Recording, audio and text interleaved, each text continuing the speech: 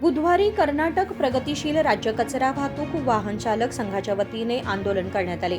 या आंदोलनात नगरपालिका, स्थानिक संस्था आणि शहरांमध्ये काम करणाऱ्या सर्व कचरा संकलन वाहक चालक, सहाय्यक आणि लोडर्स यांच्या मागण्या मांडल्या गेल्या।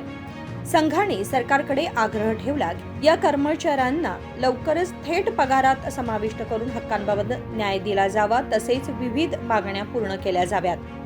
मागील अनेक वर्षांपासून राज्यातील महानगरपालिका, नगरसेवा, नगर परिषद आणि तालुका पंचायतांमध्ये ठेका पद्धतीत घन कचरा वाहतुकीचं काम करणारे वाहन चालक, लोडर्स व क्लीनर कामगार कोणतीही कामाची सुरक्षा न मिळवता काम करत आहेत, असे आंदोलनकर्त्यांनी म्हटले।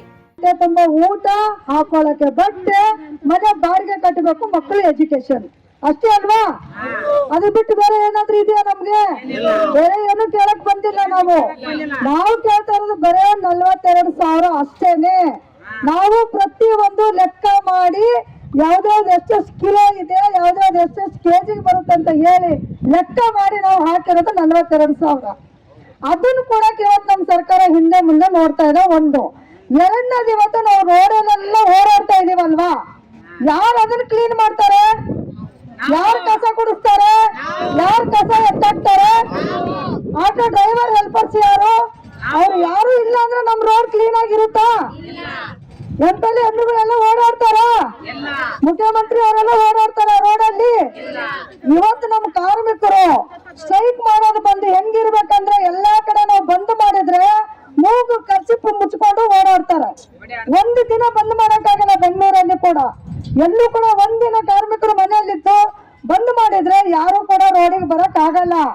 ಅಂತ ಒಂಥರ ನಾರುತ್ತ ಕಸ, ಆ ಮೂಗು ಮುಚ್ಕೊಂಡು ತಿರುಗಾಡೋ ಕಸನ ನಾವು ಬರೇ ಕೈಯಿಂದ ಎತ್ತಾಕ್ತಿವಿ, ಹೌದಾ ಇಲ್ವಾ? ಏನಾದ್ರೂ ಸೇಫ್ಟಿ ಇದೆಯಾ ನಮ್ಗೆ? ಕಸದಲ್ಲಿ ಪಿನ್ ಇರುತ್ತೆ, ಸೂಜಿ ಇರುತ್ತೆ, ಮೆಡಿಕಲ್ಸ್ ಏನೇನೋ ಎಲ್ಲ ನಮಗ್ ಕೈ ಚುಚ್ಚಿದ್ರೆ ಯಾರು ನಮಗ್ ನೋಡ್ತಾರೆ? ಯಾರು ನೋಡಲ್ಲ। ನಾವೆಲ್ಲಾದ್ರೂ ಕಾರ್ಪೊರೇಷನ್ ಹತ್ರ ಹೋಗಿ ಕೇಳಿದ್ರೆ ಏನ್ ಹೇಳ್ತಾರೆ? ನೀವು ಹೋಗಿ ಕಾಂಟ್ರಾಕ್ಟ್ ಹತ್ರ ಮಾತಾಡಿ, ನಾವು ಗುತ್ತಿಗೆ ಕೊಟ್ಟಿದೀವಿ, ಅವ್ನು 3 ತಿಂಗಳಿಗೆ ಒಂದ್ಸಲ ಸಂಬಳ ಕೊಡ್ತಾನೆ, 4 ತಿಂಗಳಿಗೆ ಒಂದ್ಸಲ ಕೊಡ್ತಾನೆ, ಅಲ್ಲಿ ಕೊಡೋದು ಯಾವ್ದು ಫುಲ್ ತಿಂಗಳದು ಕೊಡಲ್ಲ ಅವನು, 3 ತಿಂಗಳದ ಬ್ಯಾಲೆನ್ಸ್ ಇದ್ರೆ ಕೊಡೋದು ನಮಗ್ 1 ತಿಂಗಳು ಸಂಬಳ, 2 ತಿಂಗಳು ಹೋಯ್ತಾ ಅಷ್ಟೊತ್ತಿಗೆ ಮತ್ತೆ ಇನ್ನೊಂದ್ 2 ತಿಂಗಳು ಸಂಬಳ ಬ್ಯಾಲೆನ್ಸ್ ಆಗುತ್ತೆ। ಈ ತರ ಮಾಡ್ಕೊಂಡು ನಮ್ಮ ಕಾರ್ಮಿಕರು ಹೊಟ್ಟೆ ಮೇಲೆ ಹೊಡಿತಾ ಇರೋದು ಕಾಂಟ್ರಾಕ್ಟ್ ಆಗಿರಬಹುದು, ಅದಕ್ಕೆ ಸರ್ಕಾರ ಕೂಡ ಕುಮ್ಮಕ್ ಕೊಟ್ಟಿದೆ। ನಾವು ಕೇಳ್ತಾ ಇರೋದು ಪೌರ ಕಾರ್ಮಿಕರು ಯಾವ ರೀತಿ ನೀವು ನೇರ ಪಾವತಿಗೆ ತಂದು ಕಾಯಮತ್ತೆ ಮಾಡಿದಿರೋ ಅದೇ ತರ ನಮ್ಮ ಲೋಡರ್ಸ್, ಡ್ರೈವರ್ಸ್, ಹೆಲ್ಪರ್ಸ್ ಯಾರ್ಯಾರಿದಾರೋ ಅವರಿಗೂ ಕೂಡ ನೀವು ನೇರ ಪಾವತಿ ತಗೊಬನ್ನಿ ಅಂತ ನಾವು ಕೇಳಕ್ ಬಂದಿದೀವಿ। ಬೇರೆ ಏನಾದ್ರೂ ಕೇಳ್ತಿದೀವ ನಾವು? ಬೇಡಿಕೆ ಏನಿದೆಯೋ किमती वाढ आणि दैनंदिन गरजा भागवण्यात अडचण येत असल्याने त्यांना कुटुंब सांभाळण्यासही त्रास होत आहे, असा आरोप आंदोलनकर्त्यांनी केला। कृष्णा कांबळे, KMM मराठी, बेळगाव।